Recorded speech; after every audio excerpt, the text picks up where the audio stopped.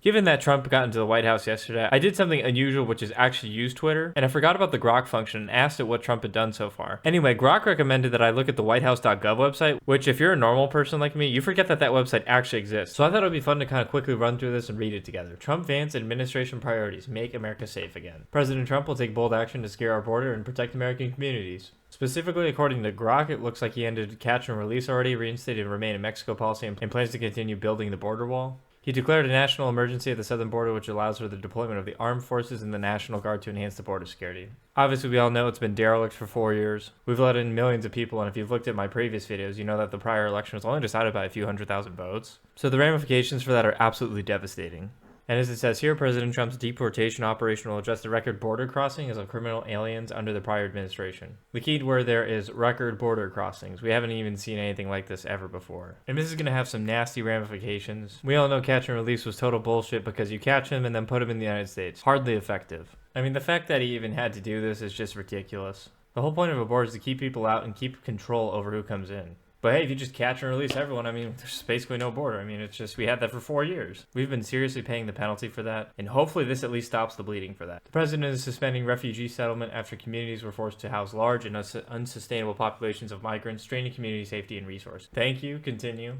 The armed forces, including the National Guard, will engage in border security, which is national security, and will be deployed to the border to assist existing law enforcement personnel. President Trump will begin the process of designating cartels, including the dangerous Tren and Aragua, as foreign terrorist organizations and use the Alien Enemies Act to remove them. It's fascinating, but not really untrue. We shouldn't have shadow entities kind of running around in the United States almost with their own authority.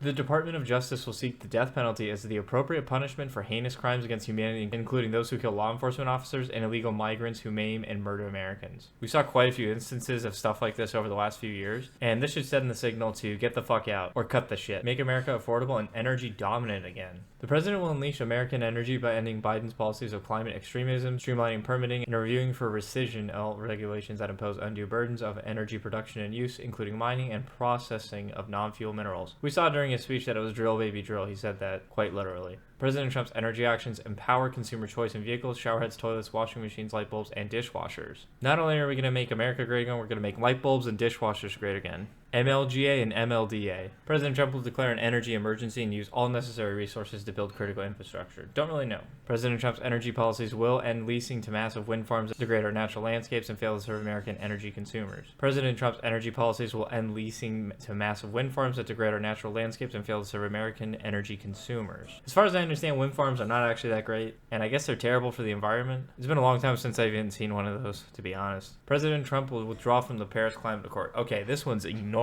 A few years ago, I looked at this in depth, and the Paris Climate Accord UN model, basically it said with their model that after you dump all these billions of dollars that American taxpayers pay for, you're going to be able to reduce the climate by, that's exactly right, 0.1 degrees, which in the grand scheme of things is absolutely meaningless. To put it in the best terms possible for the Paris Climate Accord, it's pretty close to one of the most inefficient uses of American taxpayer money we've ever seen, and we were basically just throwing at something with no results. Off the top of my head, I think that Trump got us out of it back in 2016 or 17 or 18 or something around there. Biden got us right back into it within the first day or two, and now Trump gets us back out of it. So hopefully we stay out of it, and that's all off the top of my head. President Trump will announce the America First trade policy.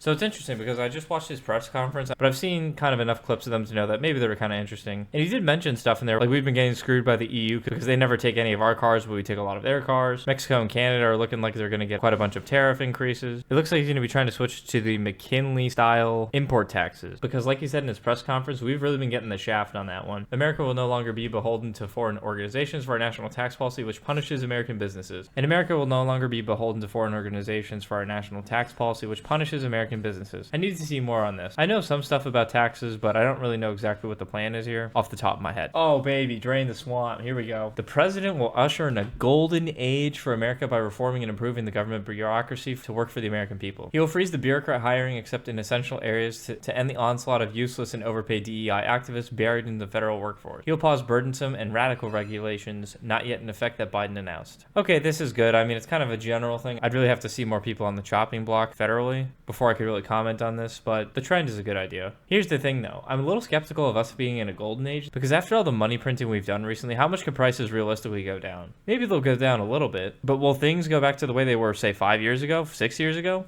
I'm pretty skeptical of it. However, anything seems like a golden age compared to the last year or two, especially price-wise. I mean, every time I go to Kroger just to pick up 2 or 3 things that are pretty basic, like some chicken and shit, it ends up being at least $30 every time I go. It's total fucking bullshit. President Trump is announcing an unprecedented slate of executive orders for rescission. There's probably more to come, but we did see a lot on the first day. And we'll go over to Twitter after this to see what exactly he signed already. President Trump is planning for improved accountability of government bureaucrats. The American people deserve the highest quality service from the people who love our country. The president will also return federal workers to work, as only 6% of employees currently work in person. Okay, what the fuck is this? You mean, I don't know if this is true or not, but you mean to tell me that 94% of employees don't actually work in person? That seems like a ridiculously bold claim.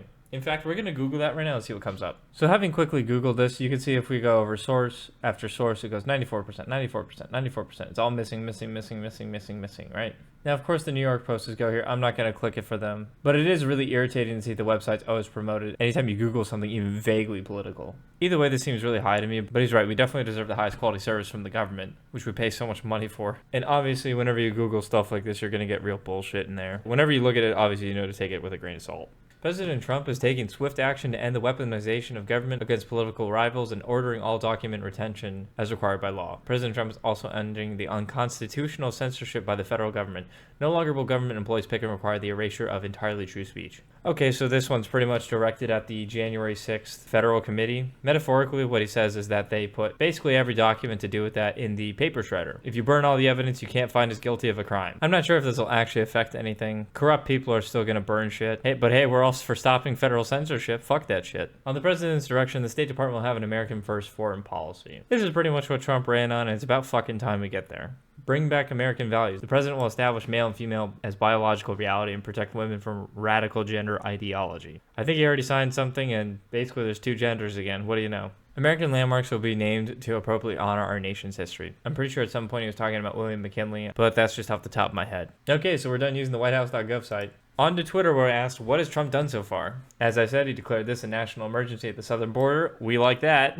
National Guard goes there. Whoop-de-doo, we have a border again. Holy shit. He ended catch and release already and reinstated remain in Mexico, which means you're gonna be in Mexico. We like that shit. Attempted to end birthright citizenship for children of unauthorized immigrants by directing federal agencies to deny citizenship to those born, parents who are unauthorized immigrants or temporary visa holders. If you had to break the law to have a kid here, that kid is not supposed to be a citizen. I like this a lot. Withdrew from the United States Paris Climate Accord again. W, as mentioned. Declared a national emergency to promote drilling and mining aiming to increase the domestic energy production. Hey, we like that. As he said, drill baby drill. Signed an executive order to address inflation, directing agency heads to provide emergency price relief to Americans. I don't know what this is. This is a new one for me. Put a temporary halt on the enforcement of the TikTok ban for 75 days to review the situation. In his press conference, he did mention that he liked TikTok because he was bragging about having some serious support from the youth, and he really owed it to TikTok, at least in his eyes. While I am looking for this emergency order, he did withdraw from the WHO. And the WHO's total bullshit. We saw that they worked hand in hand with China during the COVID-19 pandemic. For all intents and purposes, they can go fuck themselves. They totally sold out. He basically stopped the weaponization of government by the Biden administration, which was ironic because Biden was doing it to Trump. FBI raid at Mar-a-Lago.